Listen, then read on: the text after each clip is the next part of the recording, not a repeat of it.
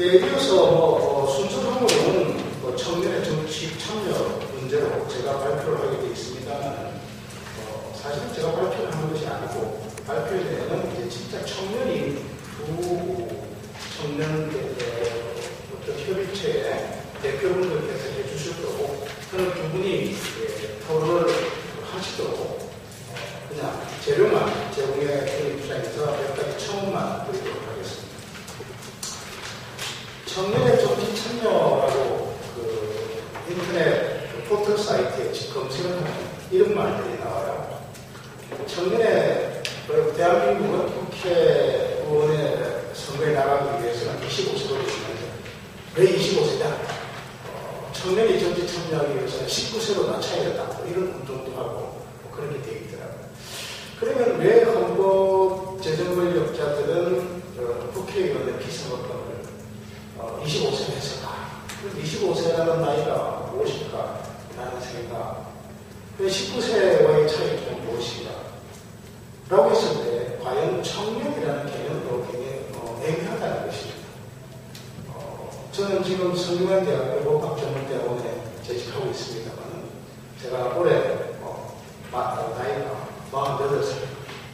근데 저희 학과 교수님들은 무슨 교수회의 같은 거 하시면 지금도 제가 적지 않게 듣는 말씀이 어린 사람이 뭘 알아 그런 얘기를 합니다. 아직 저는 청년은 아니고 어립니다.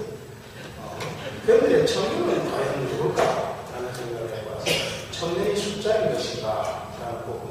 제가 왜 그런 부분을 던지냐면 정치권에서 갑작스럽게 청년의 정치 참여의 관점을 가지는 이유가 무엇인가 라는 것입니다. 그것이 과연 정치권이 청년의 문제, 지금 현지분 교수께서 말씀해 주신 그런 문제, 그리고 금조 박사님이 말씀해 주신 이런 문제, 이런 청년이 안고 있는 문제에 관심을 가졌기 때문에 그 문제를 해결하기 위해서, 해법을 찾기 위해서 당사자인 청년을 정치에 참여시키겠다는 생각은 전혀 없다는 것. 그 전혀 없다는 것은 틀림없는 사실입니다. 정치권이 청년의 정치 참여에 관심을 가지는 이유는 오로지 하나죠. 표를 의식하시는 왜? 국민들이 기성 정치에 대해서 염증을 느낀다라고 하기 때문에 그럼 뭔가 청년 비례대표, 청년을 비례대표를 몇 자리 주고 지역의 청년을 공천하고 하고서 우리는 무언가 변하고 있고 청년의 관심을 가진다고 하는 퍼포먼스에 불과하다는 것입니다. 제가 왜 설계의 나이 이야기를 했냐면 단순히 나이가 20대라고 해서 공천을 주면 그 친구가 청년을 대표하느냐? 그건 아니라는 생각이 듭니다. 청년을 대표하는 것은 나이가 60대, 70대라 할지라도 청년의 문제에 관심을 가지고 청년의 문제를 해결하기 위해서 애쓰는 정치인, 그 정치인이 바로 청년 정치인이 아니었는가라는 생각이 듭니다. 그렇지 않고 20대 청년을 비례든 지역이든 국회에 진출해서 무슨 노회한 정치인들 사이에서 무슨 역할을 하겠습니까? 법안을 내겠습니까? 아니면 무슨 정책을 결정하겠습니까? 아니면 여론을 방식이겠습니까? 저는 그건 어렵다는 생각이 듭니다. 그리고 또 하나 문제는 과거 독일 같은 경우 지금도 그렇습니다만 독일의 정당들은 정당에서 돈을 기금을 만들어서 재단을 만들고 아데나우 재단 같은 이런 재단을 만들어서 그 재단은 정당의 재단들이 어린 학생들부터 미리 이 미래의 정치인들을 학습을 시키는 그런 독특한 제도를 가지고 있었죠. 그러니까 어린아이 때부터 초등학교 때부터 가치 중립적인 정치 교육을 시키는 게 아니라 자기 정당의 가치 편향적인 정치 교육을 시켜서 자기의 정당인을 만들어내는 정치인을 만들어내는 거죠. 그게 이제 독일의 정치를 상당히 튼튼하게 했던 배경이 됐습니다만 오늘날에는 이제 그러한 독일마저도 이런 분위기가 퇴색되고 있다. 왜냐하면 지금 마찬가지로 대한민국을 비롯한 세계적인 현상입니다만 정치인이 되고자 하는 사람들이 어떻게 정치인이 됩니까? 그러면 우리가 제가 대학 진학할 때 저희 고등학교 담임선생님이 하신 말씀이 있습니다. 정치학과에 진학한다고 해서 절대 정치인이 되는 거 아니다. 그런 말씀했어요. 그러면 정치는 어떻게 되는 것인가? 라는 것이죠. 우리 대한민국은 지금 정치인이 될 수 있는 길과 메커니즘이 전혀 없다는 거예요. 전혀 없이 정치인이 어떻게 하면 됩니까? 답은 간단합니다. 뭡니까? 공천을 받으면 됩니다. 공천은 어떻게 받습니까? 공천을 주는 사람한테 잘 보이면 됩니다. 그죠? 그러면 공천을 주는 사람한테 어떻게 하면 잘 보입니까? 잘 보일 수 있습니까? 그러면 그거는 공천을 줄 만한 사람을 한 10년, 20년 열심히 따라다녀야 되지. 근데 어렵잖아요. 누가 될지 알 수 없기 때문에. 어떻게 하면 됩니까? 튀면 됩니다. 튀면 됩니다. 제주도에 가서 바위를 붙잡고 울고, 일단 바위를 부는 거예요. 그 다음에, 그 감성에 우선해서 살기 해서 나무에 올라가면 한 20년, 한 200년 단식하고, 하여튼 뭔가 튀면 튀었어요. 그죠? 그렇게 해서 무언가 튀면. 그래서 이제 공천을 받아요. 그 제가 확인한데 아직 공천 발표가 다 되진 않았습니다만 지금 여당이든 야당이든 아마 곧 공천 발표하게 되면 모르긴 몰라도 그런 튀는 사람들이 예컨대 모 판사께서는 단순히 제명이 안 됐다는 거 가지고 공천을 신청해요. 그래서 언론에 튀면 이제 공천을 받을 수 있는. 그럼 다시 정리하면 청년의 정치 참여, 청년이라는 나이와 숫자만 가지고 정치에 참여하는 거 아니다. 청년의 정치 참여는 청년의 문제를 인식하고 해결하는 것이 청년의 정치 참여. 그런데 안타깝게도 현재 대한민국은 이런 청년의 정치 참여 길이 전혀 없다는 겁니다. 없다. 지금 민주통합당에서 청년 비례대표를 하면서 슈퍼스타 K와 같은 방식으로 그래서 이 후보자들 불러가지고 면접하고 장기자랑 보고 그다음 끼 보고 해서 계속 결선해가지고 하겠다. 이벤트죠. 쇼죠. 자, 그렇게 해서 그 사람이 되면 뭘 하겠습니까? 법안을 만들겠습니까? 정책 결정을 하겠습니까? 아무것도 할 수 없다. 아무것도 할 수 없다. 그래서 결론적으로 저는 현진건 교수님과 금지호 박사님이 하신 말씀에 하나 더 첨언한다면 청년의 문제가 이처럼 발생하는 것은 정치 메커니즘상으로는 청년뿐만 아니라 청년의 문제를 해결하려고 하는 정치인마저도 정치인이 될 수 있는 길이 없다는 거죠. 정치인이 될 수 있는 길이 없다.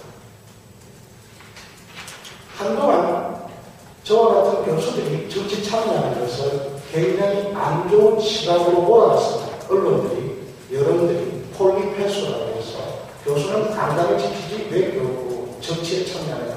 폴리페소. 그래서 각 대학들이 교수는 정치에 참여할 수 없도록 조치를 다 개정했습니다. 그러면 대한민국에서 결국은 정책을 결정하고 그런 걸 할 수 있는 오피니언 리더들이 누가 있을까? 그걸 보면 모르긴 몰라도 이번에 공천 신청하신 분 중에서 많은 분들이 특정 제가 직업을 폄하하거나 하는 건 아닙니다만 변호사고 왜? 지금의 메커니즘에서 예비 선거를 하고 공천을 신청하고 할 수 있는 여력을 가질 수 있는 집단이 변호사를 제외하고는 없습니다. 누가 예비 후보 사무실을 열고 예비 후보 활동을 하고 공천을 신청하고 할 수 있겠습니까? 할 수 없다는 거죠. 그래서 이거는 사족입니다. 결국 꼭 필요한 얘기는 아닙니다만 제가 드리고 싶은 결론은 청년이 참여할 수 있는 정치적 메커니즘이 대한민국에 존재하지 않는다는 거죠. 그리고 그 해법은 정말 그러한 좋은 아이디어와 참신한 아이디어와 부국 충정을 가진 정치인들이 현실 정치에 참여할 수 있는 메커니즘을 만들어야 됩니다. 그 메커니즘이 뭐냐? 없다.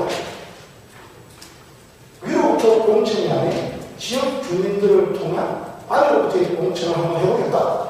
라고 야당했죠. 모바일 경선까지 했죠. 만들어야 돼요. 결국 돈, 부정, 부패 등이 있습니다. 근데 이거는 우리만 안고 있는 문제가 아니라 세계적인 답을 드리지 못했습니다. 제가 드리고 싶은 말씀은 차제에 청년이 정치에 참여할 수 있는 메커니즘을 연구해서 정책화해서 제도화하는 것이 필요하다라는 말씀을 드리고 싶고요. 자, 이러한 것들을 바탕으로 해서 오늘 두 청년분들의 말씀을 듣도록 하겠습니다. 우선 먼저 바른사회대학생연합 대표를 맡고 있는 김영훈 대표에게 발표를 드리겠습니다. 네, 바른사회대학생연합 대표 김형호입니다. 저희가 오늘 발표를 할 내용은 사실 20대 운동 그리고 정치 참여인데요. 그 전에 저희 청년들한테도 취업 문제를 좀 가장 좀 긴밀하고 중요한 문제라서 문재용 박사님 말씀하실 때 발표문에 있었지만 청년 창업 문제는 나오질 않아서 그 부분은 제가 간단히 말씀을 드리고 싶습니다. 지금 청년 창업을 이제 취업이 안 되니까 창업을 이제 돌리는 친구들이 되게 많은데 지금 창업이 이제 일정 부분 이제 자금 지원으로만 이루어지는 부분이 많습니다. 그래서 청년 창업 자금 지원이라고 해서 이제 많은 자금을 지원해주는 프로그램이 많은데요. 제가 알기엔 최대의 모든 걸 다 받았을 때 2억 정도 받을 수 있는 걸로 알고 있습니다.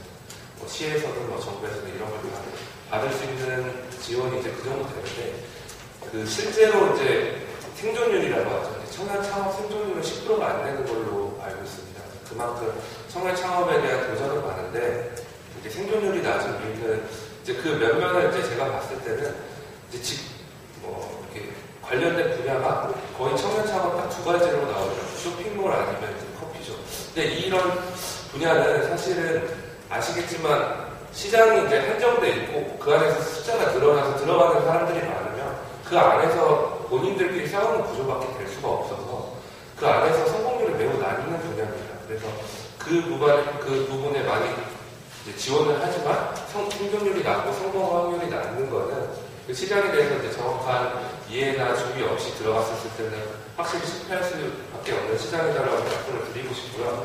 또한 이제 정부 정책이나 이런 부분에 있어서 창업 지원을 단순히 자금으로만 지원하고 있는데 이런 부분을 이제 재무나 회계 법적인 부분에 있어서 좀 전문 분야에 대한 컨설팅을 해줄 수 있는 분야가 좀 많이 확충돼야 된다. 단순히 자금으로만 이루어지는 게 아니라 그 기업이 창업이 됐을 때 성장할 수 있는 그런 원동력과 토대를 만들어줄 수 있는 분야가 이제 좀 확실히 지원이 될 수 있는 분야로 이제 좀 자리를 잡아야 된다고 말씀을 드리고 싶고요. 그 안에서 이제 저희가 이제 조금 더 지원을 할 수 있는 부분은 지금은 이제 자금 지원도 중요하지만 앞으로는 조금 이렇게 커피숍이나 이런 부분도 중요하지만 물론 좀 청년들의 기술 창업을 좀 장려를 해서 실제적으로 좀 오래 장수할 수 있는 창업을 좀 많이 만들어야 되지 않을까라고 생각합니다. 앞으로는 청년 창업 제도도 그런 쪽으로 좀 변화를 시도해야 되지 않을까 말씀을 드리고 싶고요. 앞에서 말씀을 하셨길래 제가 간단히 코멘트를 다 보고 제가 오늘 말씀드리고 싶은 거는 이제 청년들이 실제로 지금 기존 2012년이 워낙 큰 선거가 많다 보니까 이제 정치권에 많이 들어갈 수 있는 환경도 조성됐고 바탕이 됐는데 지금 20대가 이제 너무 감정적으로 움직이고 있는 부분이 많지 않나라고 생각이 됩니다. 각 정당에서 내놓는 포퓰리즘 정책 앞에서 다 말씀을 해주셨지만 이제 그게 사탕발림이라는 걸 이제는 좀 알 때가 됐는데 과연 이게 본인들한테 어떤 빛이 되지 못하고 이제 기대를 안 해줄 수 있는 이런 부분이라는 거를 이제 아직도 이제 조금 망각하고 있는 부분이 20대들한테 있지 않을까라고 생각이 됩니다. 단순히 공짜로 주거나 이제 깎아주거나 여기에 이제 환호를 하는 20대들의 모습을 이제 좀 바꿔야 되지 않나. 이번 선거에서 특히나 더 냉철하게 분석을 해야 되지 않을까라고 생각이 됩니다. 지금의 20대를 먼저 표현하는 단어가 여러 가지가 있는데요. 이제 그 중에 하나를 꼽자면 이제 분노와 증오. 이제 왜들 요즘 20대가 이렇게 화가 있는지는 이제 경제적인 부분이나 이제 취업이나 이런 부분에 있어서부터 시작이 되는데 이제 그거에 대한 대상이 과연 우리가 정말 그 분노와 증오를 표출해야 될 대상 또는 그거에 대해서 이제 반감을 가져야 될 대상이 이제 정부나 이런 잘못된 정책 그리고 또 흔들리는 정책에 대해서 비판을 해야 될 때는 반드시 해야 되지만 우리가 정말 앞으로 더 고생을 해야 되고 시련과 고통을 받아야 되는 그런 무분별한 복지 정책이나 이제 포퓰리즘에 대해서 20대를 희생양으로 삼는 정치인들에 대해서 우리가 조금 더 명확하게 그 사람들을 향해서 증오와 분노를 가지는 게 더 맞지 않나라고 생각이 됩니다. 단순히 20대 우리가 요즘 증오를 한다는 거는 우리가 받은 게 뭐였냐, 정부가 해준 게 뭐였냐, 우리는 당하기만 했다 이런 사실이 있는데요. 물론 정부가 뚜렷한 해결책과 대안을 제시하지 못해서 저는 사회적 경제적으로 20대가 고립되는 건 맞지만 이제 이런 20대의 삶을 조금 더 긍정적으로 변화시키기 위해서는 정부뿐만 아니라 이제 저희의 삶을 조금 더 이제 앞으로 미래에 대한 부분을 바라보지 않고 지금 단기적인 효과로만 자신들의 표현만 생각하는 국회의원들을 향해서 그런 부분을 지적해야 되는 20대가 돼야 되지 않나라고 생각합니다. 그리고 한 가지 20대로서 20대한테 쓴소리를 하자면 요즘에 20대 너무 어린아이 같다라고 생각이 듭니다. 무엇을 뭐든지 이제 받아야 되고 본인들의 혜택을 조금 누려야 되고 이런 의식을 조금은 이제 바꿔야 되지 않나라고 생각됩니다. 그래서 조금은 좀 이제 점점 나이가 먹어갈수록 바뀌겠지만 단순히 사회적으로 나온 초년생이라는 이유 하나만으로 대전 빠지려고 하지 말고 우리 20대 스스로 좀 떳떳한 모습을 갖춰야 되지 않을까라고 생각이 됩니다. 흔히 이제 20대를 이제 대한민국의 미래를 담보하고 뭐 핵심적인 역할이라고 하고 뭐 이렇게 얘기를 하지만 온전히 우리의 삶을 정부가 어떻게 해줄 것을 바라는 그런 책임져 주길 바라는 그런 생각은 이제는 좀 버려야 된다라고 생각됩니다. 그리고 이런 게 결국은 이제 뭐 야당이나 여당 할 거 없이 복지 포퓰리즘 정책으로 이어졌고 또 거기에 이제 환호하는 젊은 층의 표로 이어져서 지금 이런 상황이 발생됐는데 이제는 조금은 냉철한 이성으로 판단을 해서 20대에 이제 좀 정확한 모습 또 그리고 20대가 앞으로 바꿔나가야 될 대한민국의 모습을 지금 특히 올해 2012년에는 가져야 된다고 생각합니다. 이제 뭐 두 번째로 말씀드리면 이제 연장선에 있는 부분인데요. 정치 참여에 대한 부분을 좀 말씀을 드리고 싶어요. 지금 이제 언론에 나오는 부분 부산에서 손수조 씨도 공천을 했고 그다음에 민주통합당도 이제 청년 비례대표를 됐는데 물론 그게 지금 처음으로 시도되는 부분이라서 온전히 그 긍정적인 모습만 나올 수는 없을 거라고 생각됩니다. 부정적인 부분도 분명히 있을 거고 지적받는 부분도 분명히 있겠지만 지금의 모습은 긍정보다 부정적인 모습을 많이 보여주고 있지 않나라고 생각이 됩니다. 특히 이제 정당에 관계없이 이제 민주통합당 청년 비례대표에 대해서 말씀을 잠깐 드리고 싶은데요. 저는 처음에 1차 동영상이 올라온 거에 거의 한 80, 90%를 다 봤는데 왜 20대들이 이렇게 다 눈물샘을 자극하려고 본인들의 가정 양편부터 해서 어떻게 보면 그 타이틀이 이제 스토리가 스펙을 이긴다 이런 식으로 해서 이제 그렇게 이제 민주통합당이 이제 끌고 가는 것 같긴 한데 과연 그게 본인들의 20대 그 후보로 나선 그 20대 후보 본인에게만 관계된 부분인가라는 생각은 들지 않습니다. 왜냐하면 20대 중에 아르바이트 안 해본 사람 없고 좀 가정 형편 어려워서 고생 안 해본 사람 없는데 마치 본인들의 그 스토리가 내가 너희들과 다르다는 차별화 전략으로 생각을 하고 있는 것 같습니다. 근데 그런 부분은 분명히 틀린 거고요. 20대가 보통은 지금 다 비싼 등록금이나 학비나 이런 부분에 있어서 어려움을 겪고 있기 때문에 그런 부분은 다 일상적인 경험이라고 생각을 합니다. 그래서 그런 부분에 대해서 너무 본인 20대의 그런 본인만의 커리어를 이제 그런 식으로 좀 감동적으로 좀 바꾸려고 하는 건 좀 문제가 있는 것 같고요. 그리고 또 하나 나가서는 이제 제가 어제 인터넷 기사를 봤는데 손수조 씨가 이제 공천이 되고 나서 이제 민주통합당이 발끈해서 이제 손수조보다 나은 얼굴 멀쩡한 해가지고 또 한 번 나오시더라고요. 국회의원 얼굴이 이쁘지 않으면 이제 할 수 없구나라는 생각이 들었는데 왜 다들 이제 이렇게 얼굴, 얼짱 이런 표현으로 단지 20대를 이게 보여주고 있는 그런 부분으로만 생각을 해서 홍보의 효과로 삼기 위해서 이제 이용하는 도구로밖에 안 보이는지 그런 부분을 좀 말씀드리고 싶습니다. 물론 이제 긍정적인 부분을 말씀드리면 그동안 정치권에서 좀 멀어져 있던 그 20대 대학생들의 정치 참여에 대한 조금의 욕구 그런 부분을 불러일으켰다고 생각을 하는데 과연 그만한 긍정적인 효과를 얻기 위해서 그 과정이 과연 지금 잘 되고 있는지에 대해서 의문이 듭니다. 그래서 조금은 더 20대들에 대한 정치적 도구로만 사용하지 않고 또 그 부분에 대해서 저희 스스로도 조금 명확하게 판단을 해야 될 것 같습니다. 사실 그 나간 20대들도 지금 잘하고 있다고 생각을 안 합니다. 저 스스로도 20대에서 지금 대학생이 어떻게 보면 지금 정치권이 이렇게 짜놓은 틀 안에서 저희가 즐겁게 놀고 있는 것 같아요. 그래서 그런 부분은 조금은 만약 정말 뜻이 있고 정말 국회의원이 돼서 20대를 대표하고 싶다면 20대가 고민하는 문제에 대한 정확한 해결책과 대안을 준비를 해서 나가야 되는데 단지 나는 20대고 20대에서 삶을 살아봤기 때문에 내가 20대의 대표가 될 수 있다고 얘기하는 건 좀 억지라고 생각을 합니다.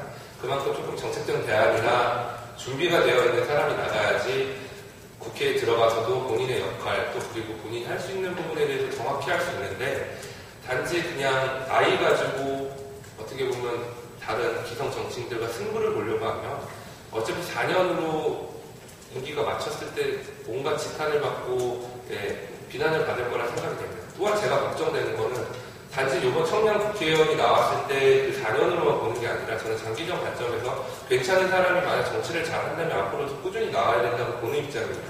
근데 과연 이번 4년 안에 지금처럼 준비되어 있지 않은 사람이 나갔을 때 이 4년에 대한 평가를 지금 보고 있는 기성 정치인들이나 국회에서 과연 명확하게 보고 이 사람에 대한 또 청년 국회의원이 필요에 대한 필요성에 대해서 정확히 인지를 해서 앞으로도 그렇게 추진할지에 대해서는 의문입니다. 왜냐하면 지금의 자세로 나갔을 때는 정확히 못하기 때문에 4년 후에는 역시 안 돼. 나이로는 안 돼. 세대 가지고 정치를 해서는 안 돼라고 생각이 됐었을 때는 이번이 마지막이라는 거죠. 그래서 그만큼 처음인 시작이 중요한 시점에서 이번에 과연 준비를 잘 할 수 있느냐는 지금 나오신 분들이나 또 준비하고 계신 분들이 조금 더 생각을 하고 준비되어 있는 자세로 나가야 되지 않나라고 생각이 듭니다.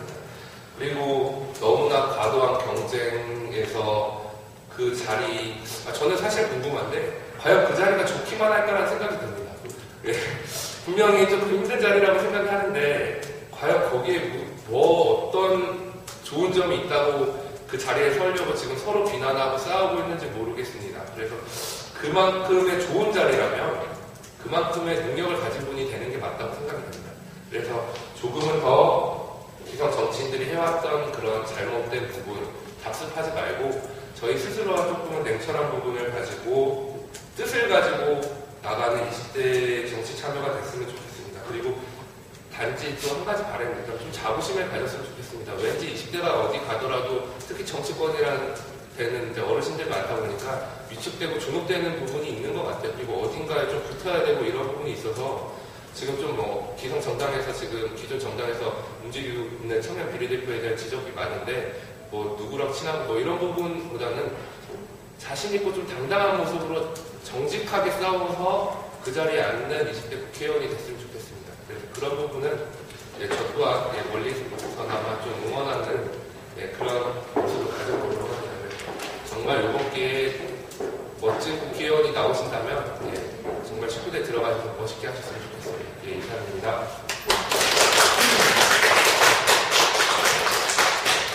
역시 청년다운 신선한 토론이었습니다. 미래를 여는 청년 토론의 신보라 대표 이어서 토론해주시기 바랍니다. 네, 안녕하세요. 미래를 여는 청년 토론 대표 신보라입니다. 우선 금재호 연구위원님께서 청년층 일자리 문제에 대해서 말씀을 해주셨는데요.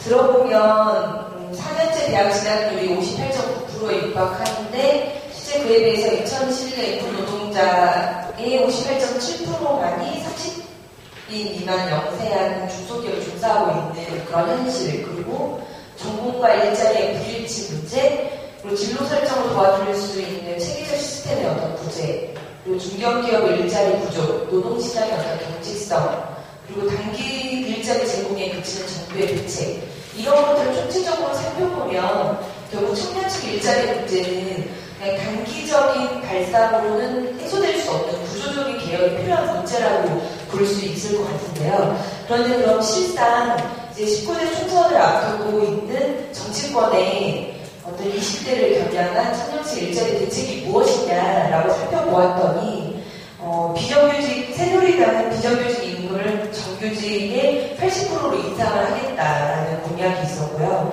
민주동원당은 취업준비생에게 월 25만 원씩 생계비를 지원하겠다. 그리고 청년 자립 지원금으로 대학에 진학하지 않는 청년들에게 누적 총액 1,200만 원을 지원하겠다. 이런 공약을 세우더라고요. 근데 청년실 일자리 문제에서 가장 필요한 건 구조적인 개혁인데 실상 지금 나온 것들은 이 현실을 그냥 단기적으로 타개할 수 있을 만한 돈으로 너희들을 좀 지원해 줄 테니 그 돈으로 어찌어찌 좀 생활을 연명해 보거나 알아서 이렇게 타개보라라는 쪽의 공약으로만 치우쳐 있는 것 같습니다. 그래서 이 공약을 보건대 청년 실업과 어떤 일자리 창출의 장기적인 마스터 플랜을 고민한 그런 장기적인 대책으로는 전혀 보기가 어렵지 않나라는 생각이 들고요. 오히려 돈으로만 메우려는 좀 발상이 이 공약에서 눈에 보이는 것 같아서 이게 정말 장기적으로 일자리를 해소하기 위한 정치권의 고민이었는지 좀 의구심이 많이 드는 것 같습니다. 그리고 한진범 교수님께서 이제 복지 문제에 대한 언급을 해주셨는데요. 이제 복지 문제가 20대에게 가장 중요한 또 화두 중에 하나인 건 당연히 이런 복지 공약 실현에 따른 조세 부담을 저희 세대가 결국 20, 30년 후에 떠맡게 될 세대이기도 하고 또 앞다투어 내놓고 있는 20대 경향 정책들의 직접적인 수혜자이기도 하기 때문에 이런 20대의 공약 복지 문제가 20대에게도 중요한 화두라고 볼 수 있는데요. 실상 보게 되면 이런 그 포퓰리즘에 입각한 정책이라고 하는 그런 복지 공약의 남발 대표적인 사례가 바로 사명월급과 관련된 20대 공약이지 않나 싶습니다. 대부분 20대의 문제를 가니까요. 근데 사명월급에 관해서 살펴보니까 민주통합당이 월급의 근복무자 사회복귀 지원금이라는 명목으로 월 30만 원씩 적립하자는 안을 추진한다고 발표를 하고 나니까 곧이어서 바로 새누리당의 비상대책위원회에서는 월급 40만 원씩을 받던 인상을 하자라고 이야기를 했습니다.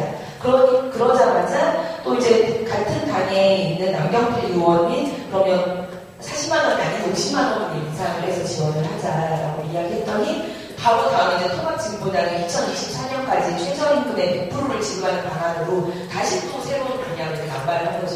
그러니까 어떻게 보면 이런 내용들이 내가 뭔가를 더 주겠다 이런 것처럼 카드 게임에서 몇만 원 더 받고 몇만 원 더 이런 식으로 카드 게임을 남발하고 있는 바로 지금 정치권의 현실이지 않나 싶고요. 그래서 이런 한충원 교수님께 말씀하신 복지 공약의 남발의 대표적인 사례가 바로 20대를 겨냥한 이런 또 사명 월급과 관련된 공약인 것 같다는 생각이 듭니다. 그리고 이거는 발제하신 분들의 의견에 제가 좀 첨언하는 식으로 얘기를 했는데요. 제 토론에서 또 말씀드리고 싶은 바는 그럼 20대 유권자로서 현 정치권의 어떤 표를 쥐고 있는 유권자로서 그럼 어떤 정치인을 선택하는 게 중요할까라고 하는 좀 고민을 했었습니다. 근데 어쨌든 지난 정치권의 현실과 이런 국회의원들의 어떤 상황을 보자면 좀 암담하기가 그지가 없는 것 같은데요. 우선 첫 번째는 이런 복지 분야 같은 포퓰리즘에 대한 남발 이런 게 좀 가장 심각하지 않나 싶은 생각이 들고요. 이런 것들이 어떤 미래를 내다보는 정책이라기보다는 20대의 표심 혹은 일반 국민들이 어떤 표심을 자극하기 위한 정책으로만 호도되고 있는 것 같아서 그게 정말 아쉽다는 생각이 들고 그 다음에 18대 국회는 막장 국회 또 비도덕적인 정치 최루탄 국회, 일본 국회 이런 언어들을 많이 얼룩졌던 세태가 있었는데요. 그래서 투명한 정치 문화, 어떤 반영과 이성으로 국회의원 입법 권한을 책임감 있게 수행하는 그런 지도자가 지금 현재 많이 필요한 상황이지 않나 싶은 생각이 듭니다.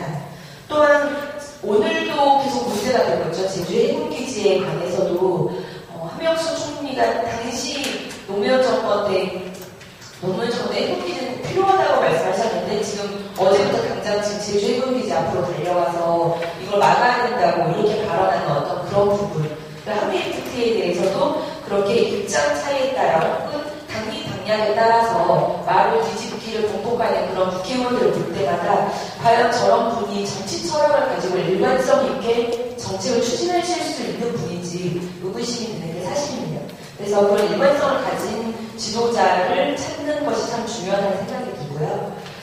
그리고 최근에도 이제 탈북자 북송 문제랄지 이런 문제에 대해서 다행히 민주통합당이 그 문제가 불거지고 나서 7일 정도가 지난 후에야 서면으로 성명을 발표하기도 했었는데요. 여전히 통합진보당에서는 이런 문제 언급도 하지 않고 있죠. 근데 인류 보편적 가치에 대해서만큼은 그런 우리나라를 책임지고 이끌어가는 지도자들이 그런 가치에 대해서 재현하고 국민을 함께 이끌어가야 하는데도 국회의원의 본연의 역할이라는 생각이 드는데 그런 지도자를 찾기가 참 힘든 것 같습니다.